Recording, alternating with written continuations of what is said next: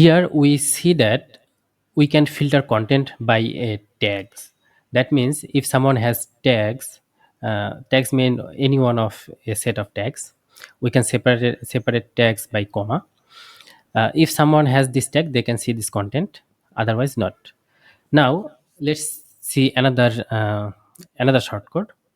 That is, LCW has not any tags. That means if someone has not the tags,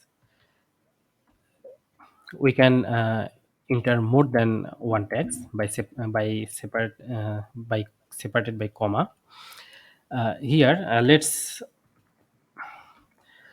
set the tag level 2. That means this contact has not the tag level 2. I have set that here, and if I close the tag, close the shortcode.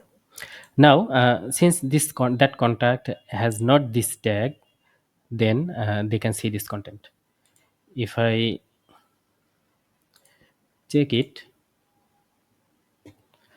I see the contact can see this text, see this contact, uh, and I see the contact has this tag level 1.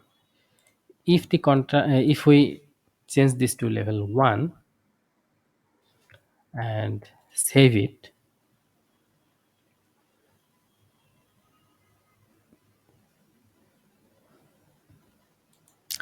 it is saved, and let's see